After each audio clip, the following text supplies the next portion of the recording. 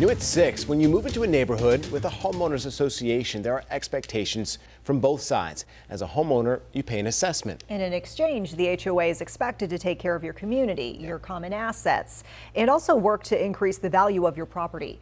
WCNC Charlotte's Jane Monreal is joining us live with one family's experience, and they say they're not being treated fairly, Jane. Yeah, that's right, Colin and Vanessa. The rules listed in the HOA's covenants are there for a reason. But for one family in a Harrisburg community run by an HOA, the family says abiding by the covenants seems to apply to only a few. The Aziz family moved to their Harrisburg neighborhood back in 2017. Soon after, Adil Aziz discovered the backyard had drainage issues, so the homeowners applied to the Heatherstone's HOA and were approved to build a retaining wall and a fence. Because of a water issue we had with our neighbor, funnel and put 4-inch pipes, all their backyard water and their downspouts, and they were sending that through a 4-inch pipe, and they brought it to our property line, and they were dumping all their water to us. At the same time, Aziz became a board member of the HOA. We were asking questions to the board about, some money mismanagement.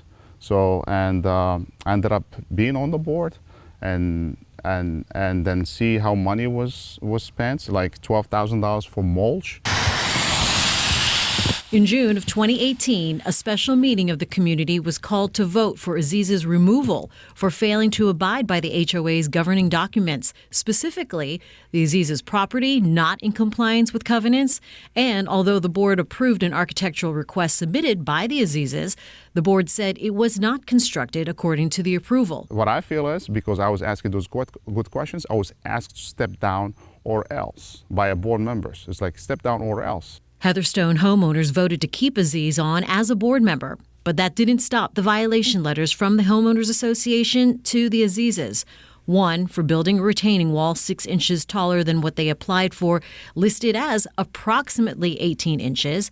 Another citing the Azizes for building a fence less than the required minimum 12 feet from the curb. Aziz says other neighbors should be getting violation letters then, but they haven't. There's actually a neighbor who lives on the other street. He's a complete violation. His fence is like only 8 feet from the back of the curb. Even if you give him this 2 feet, it's still 10. It'll be 12 in the street, and they don't even bother with them.